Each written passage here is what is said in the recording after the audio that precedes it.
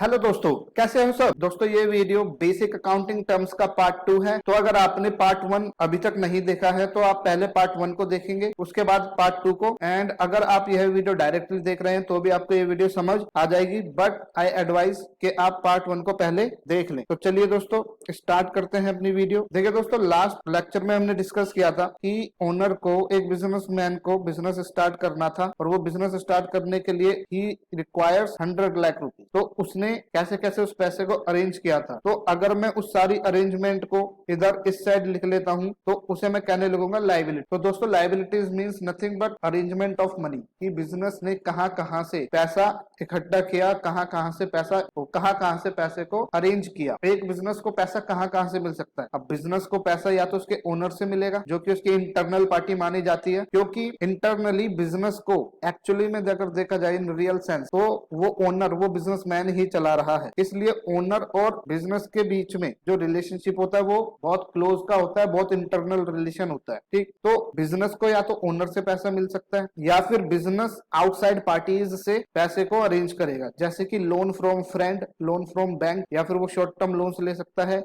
या फिर क्रेडिटर्स उसे शॉर्ट टर्म फाइनेंसिंग प्रोवाइड करते हैं in the form of credit transaction. तो ये सारी की सारी जो अरेंजमेंट हमने लास्ट वीडियोस में देखी थी 100 लाख रुपीस, उसको मैं इस फॉर्म में लिखूं तो लाइबिलिटीज के अंडर वो सारी अरेंजमेंट आ जाती हैं। Okay? अब हमने बोला था कि ओनर और बिजनेस के बीच में इंटरनल रिलेशन है, that is why it is called internal liabilities also. Okay, तो कैपिटल है is shown under the head internal liabilities. Okay, उसके बाद दोस्तों एक्सटर्नल लाइबिलिटीज हमने देखा था कि अगर एक बिजनेस अदर देन ओनर पैसे को अरेंज करता है, मतलब ओनर के अलावा किसी थर्ड पार्टी से, आउटसाइड पार्टी से, एक्सटर्नल पार्टी से पैसा अरेंज करता है। जैसे मान लो बिजनेस ने 20 लाख रुपीस का जो है ओनर के फ्रेंड से लोन लिया है और बैंक से लोन लिया 28 लाख रुपीस का, तो this will be called external liabilities, क्योंकि यहाँ पर बिजनेस ने जो पैसा उधार लिया है वो आउटसाइड पार्टी, एक्सटर्नल पार्टीज से लिया है। तो लाइबिलिटीज के दो, इंटरनल लाइबिलिटीज, एक्सटर्नल लाइबिलिटीज का मतलब हमें समझ आया। इसके बाद एक्सटर्नल लाइबिलिटीज में भी दो बाइफर्केशन है, दो क्लासिफिकेशन है, एक है नॉन करंट लाइबिलिटी, एक करंट लाइबिलिटी। दोस्तों, नॉन करंट लाइबिलिटी का मतलब होता है ऐसी लाइबिलिटी जो बिजनेस को रीपे करनी होती है इन मोर देन 1 ईयर। मान लो ये फ्रेंड से लोन इसने 5 साल के लिए लिया है और बैंक से 10 साल के लिए लोन, तो इनकी पेमेंट इसे मोर देन 1 ईयर का टाइम है बिजनेस के पास इसको पे करने का। लेकिन ऑन दी अदर हैंड अगर शॉर्ट टर्म लोन बैंक से लिया हुआ है ओनर ने 6 मंथ्स का, या क्रेडिटर्स को पेमेंट करनी है विद इन 1 ईयर, तो यहाँ पर ओनर के, तो यहाँ पर बिजनेस के पास 1 साल से कम का समय है उस अमाउंट को रीपे करने के लिए, दैट इज 2 लाख रुपीज। तो ऐसी लाइबिलिटीज को बोला जाता है करंट लाइबिलिटीज। तो दोस्तों यहां तक हम देखेंगे एक बार। तो यहां पर दोस्तों कैपिटल का मतलब क्या होता है, amount invested by owner in the business is known as capital and it may be brought in the form of cash और एसेट्स बाय द ओनर। तो ओनर चाहे तो कैश भी दे सकता है बिजनेस को, या फिर अगर उसके पास कोई कैश या फिर उसके पास कोई बिल्डिंग पड़ी है, कोई फर्नीचर है, तो वो एज इट इज उस बिल्डिंग फर्नीचर को अपने बिजनेस को हैंड ओवर कर सकता है। और for the business it is a liability, और कैसी लाइबिलिटी, इंटरनल। ये चीज हमने देखी ली थी। तो बिजनेस के लिए ये कैपिटल क्या मानी जाती है, एक liability, internal liability towards the owner for his investment, क्योंकि ओनर ने बिजनेस को जो भी कैश दिया है या जो भी एसेट दिया है, वो कैश और वो एसेट बिजनेस को वापस लौटाना होगा जब ये बिजनेस बंद होगा, शट डाउन होगा, as if the business has borrowed from its owner instead of the outside parties. तो ऐसा माना जाएगा कि बिजनेस ने आउटसाइड पार्टीज से लोन ना लेकर अपने ओनर से लोन लिया है, ऐसा माना जाएगा, क्योंकि बिजनेस और owner is not one and the same person. Business और ओनर सेम पर्सन नहीं होते, बिजनेस अलग होता है, ओनर अलग होता है। इसलिए बिजनेस के लिए कैपिटल को क्या माना जाता है, इंटरनल लाइबिलिटी। और इंटरनल किस लिए माना जाता है, because in real sense owner he business को चला रहा होता है। ओके, एंड कैपिटल का दोस्तों दूसरा नाम भी होता है, जैसे ओनर्स इक्विटी और नेटवर्थ। तो अगर आपको ये दोनों शब्द कहीं दिखते हैं, ओनर्स इक्विटी और नेटवर्थ, तो आप कंफ्यूज नहीं होंगे, इसका मतलब भी कैपिटल ही होता है। अच्छा, अब लाइबिलिटीज की अगर बात देखें तो लाइबिलिटीज मींस ऑब्लिगेशंस और debts that a business entity has to pay after some time in the future is known as liabilities. मतलब कोई भी ऐसी ऑब्लिगेशंस, कोई भी ऐसा डेट्स मीन्स होता है दोस्तों उधार, अगर कोई भी आपने लिया है और उसको अगर आपको फ्यूचर में पेमेंट करनी है, तो अगर कोई उधार लिया है उसकी उसकी बिजनेस को पेमेंट करनी है, या कोई अदर रीजन है जिसकी वजह से बिजनेस को पेमेंट करनी पड़ेगी फ्यूचर में, तो ऐसी चीजों को हम क्या बोलते हैं, लाइबिलिटी। और अगर ये पेमेंट जो फ्यूचर में बिजनेस करेगा, अगर ये पेमेंट आउटसाइडर्स को करनी है, तो ऐसी लाइबिलिटीज को बोलते हैं एक्सटर्नल लाइबिलिटीज। जैसे अभी हमने पीछे देखा था, अगर फ्रेंड से लोन ले रखा है बिजनेस में तो वो आउटसाइड पार्टी है, आउटसाइडर है। और अगर बैंक से लोन लिया है तो वो भी बिजनेस के लिए आउटसाइडर है, सिर्फ ओनर उसके लिए उसकी इंटरनल पार्टी है। तो इन दोनों को, ओनर के अलावा अगर किसी को भी किसी भी आउटसाइडर को पेमेंट करनी है, तो ऐसी लाइबिलिटीज बोली जाएगी external liabilities. And if the payment is to be made to owner, और अगर ये फ्यूचर में जो पेमेंट करनी है अगर वो ओनर को करनी है, तो ऐसी लाइबिलिटीज को बोला जाएगा बिजनेस की इंटरनल लाइबिलिटीज। एंड लाइबिलिटीज को भी दो पार्टों में हमने अभी देखा क्लासिफाई किया जाता है, जैसे कि non current liabilities and current liabilities.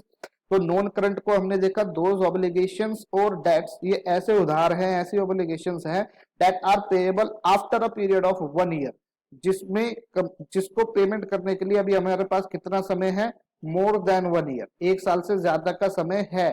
तो ऐसी लाइबिलिटीज को बोलते हैं करंट लाइबिलिटीज, जैसे कि लॉन्ग टर्म लोन्स, डिबेंचर्स।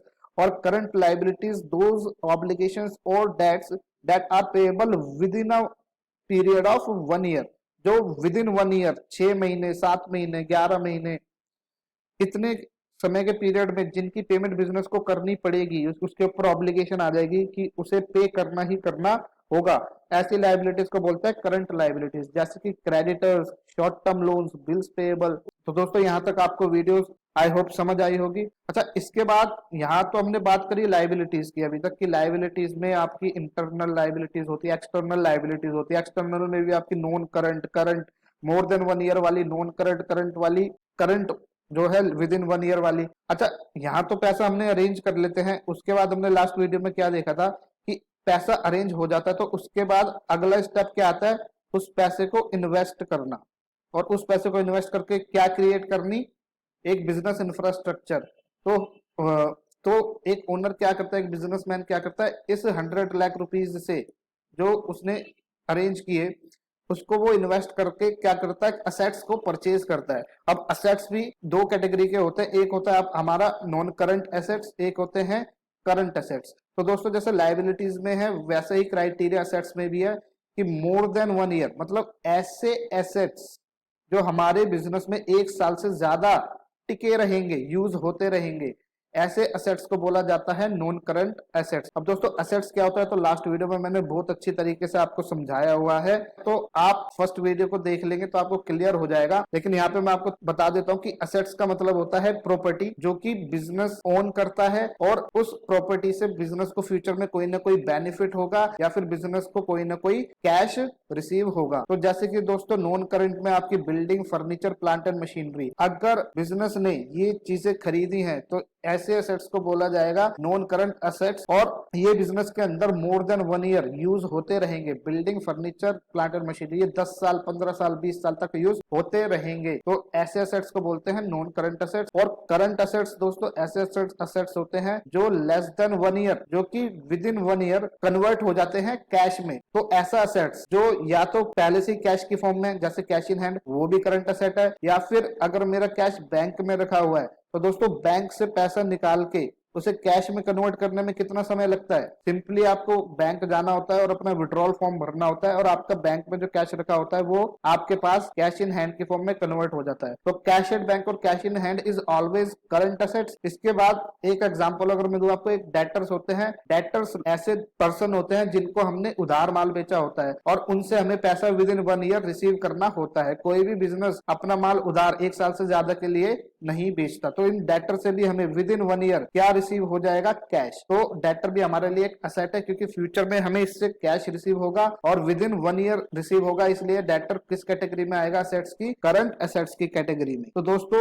आइए इस चीज को भी देख लेते हैं, एसेट्स का क्या मतलब है। तो assets means anything which is the property और in the possession of a business entity. देखिए दोस्तों जो कीवर्ड्स हैं उसको मैंने बोल्ड किया हुआ है। तो असेट्स का मतलब होता है property of a business entity, या फिर कोई भी ऐसी चीज जो बिजनेस के पोजेशन में है, and which will provide cash cash और अ बेनिफिट इन फ्यूचर, और वो प्रॉपर्टी और वो पोजीशन बिजनेस को या तो कैश प्रोवाइड करेगी या फिर बेनिफिट प्रोवाइड करेगी फ्यूचर में, उसे बोलते हैं एसेट। देयरफॉर इसलिए दोस्तों land and building, cash and bank, stock, furniture and fixture, plant and machinery, debtor, bill receivable, ये सभी के सभी असेट्स की कैटेगरी में फॉल करेंगे। और असेट्स को दो कैटेगरीज में क्लासिफाई किया जाता है, non current and current assets, जैसा कि हमने देखा। And current assets are those assets which are held for long period, जो बिजनेस में लॉन्ग पीरियड, लंबे समय तक यूज होते रहेंगे और इनको नॉर्मल बिजनेस एक्टिविटीज में यूज किया जाएगा। और इनको जब हम खरीदेंगे तो इनको हमें रीसेल करने के लिए हम इनको नहीं खरीदेंगे, बल्कि हमारा पर्पस इनको बिजनेस में लंबे समय के लिए यूज करने का होगा। तो जैसे कि लैंड एंड बिल्डिंग अगर कोई ओनर परचेज कर रहा है तो वो बिजनेस में यूज करने के लिए, उसमें उसे अपना बिजनेस ऑपरेट करना है। फर्नीचर, मशीनरी, तो this all assets will be used in the production in the business for a long period of time. इसी तरीके से गुडविल, पेटेंट, ट्रेडमार्क होते हैं। ओके एंड दोस्तों नॉन करंट की भी फर्दर क्लासिफिकेशन होती है दो असेट्स में, टेंजिबल और इंटेंजिबल। दोस्तों टेंजिबल असेट्स वो असेट्स होते हैं जिन्हें हम छू सकते हैं, जिनकी फिजिकल एग्जिस्टेंस होती है। अब फिजिकल एग्जिस्टेंस किसकी होगी? लैंड एंड बिल्डिंग, फर्नीचर, इसको फिजिकल एग्जिस्टेंस है। Machinery, why? Because land and building, furniture, machinery, it can be seen and touch, इनको हम देख भी सकते हैं एंड टच भी कर सकते हैं, इसलिए land and building, furniture, machinery, these are examples of tangible assets. इसी तरीके से दोस्तों कुछ इंटेंजिबल असेट्स होते हैं। इंटेंजिबल असेट्स ऐसे असेट्स होते हैं जिनकी कोई फिजिकल एग्जिस्टेंस नहीं होती, but it can be felt by operation. For example goodwill, patent, trademark. Okay, तो कुछ ऐसे असेट्स भी होते हैं जिन्हें हम नहीं देख सकते, जैसे गुडविल। गुडविल का मतलब होता है दोस्तों बिजनेस की रेप्यूटेशन। जब कोई एक बिजनेस लंबे समय से बिजनेस करता रहता है और अच्छी कस्टमर सर्विसेज प्रोवाइड करता है और अपने प्रोडक्ट की quality day by day improve करता रहता है, तो ऐसे बिजनेस की मार्केट में एक रेपुटेशन बनती है, एक गुडविल बनती है, और उसके प्रोडक्ट दूसरी कंपनीज के प्रोडक्ट के मुकाबले ज्यादा प्राइस पर बिकने लगते हैं। और ये ज्यादा प्राइस लोग देने के लिए क्यों तैयार होते हैं? Because of the reputation, because of the goodwill of the business. तो कुछ ऐसे असेट्स भी होते हैं जिनकी कोई फिजिकल एग्जिस्टेंस नहीं होती। गुडविल को हम देख नहीं सकते, बट इसकी प्रेजेंस को हम फील कर सकते हैं in the form of higher prices, कि लोग हमें ज्यादा प्राइस दे रहे हैं, तो इससे हमें पता चलता है कि कहीं ना कहीं हमारे बिजनेस की, हमारे प्रोडक्ट की मार्केट में रेपुटेशन है, मार्केट में गुड इमेज है। तो current assets, non current assets में ये। एंड करंट असेट्स के अंदर हमने देखा था ऐसे असेट्स जो शॉर्ट पीरियड के लिए हमारे बिजनेस में रहते हैं और ये कैश में कन्वर्ट हो जाते हैं विद इन 1 ईयर, 1 साल के अंदर अंदर। और ये असेट्स खरीदने का पर्पज हमारा क्या होता है? इनको दोबारा से बेचने का हमारा पर्पज होता है। फॉर एग्जांपल कैश और बैंक तो ऑलरेडी करंट असेट्स होंगे। Stock, prepaid expenses, debtors, bills receivables, ये सारे के सारे एग्जांपल्स हैं करंट असेट्स के। अभी prepaid expenses, stock, debtor, bill receivable, इनको हम अभी आगे अपनी क्लास में डिस्कस करेंगे। अभी के लिए दोस्तों आप इतना समझे, इसको नोट डाउन करें। अगर आपके एग्जाम में थ्योरी आती है तो that much theory would be sufficient. इतना अगर आप लिख के आएंगे तो आपके फुल मार्क्स आएंगे, और इसी तरीके से आप पॉइंट्स में लिख के आएंगे तो आपकी एक प्रेजेंटेशन भी टीचर को बहुत इंप्रेस करेगी, जिससे आपके थ्योरी में मार्क्स आने के चांसेस काफी बढ़ जाएंगे। तो दोस्तों अगर आपको ये वीडियो पसंद आई हो तो वीडियो को लाइक करें, शेयर करें, चैनल को सब्सक्राइब करें और आगे आने वाली वीडियोस के लिए नोटिफिकेशन बेल को प्रेस करें। और दोस्तों अगर आपको कोई भी डाउट है इस वीडियो में तो आप प्लीज कमेंट में अपने डाउट्स पूछें। We will give reply to your queries. Thank you दोस्तों, बाय एवरीवन।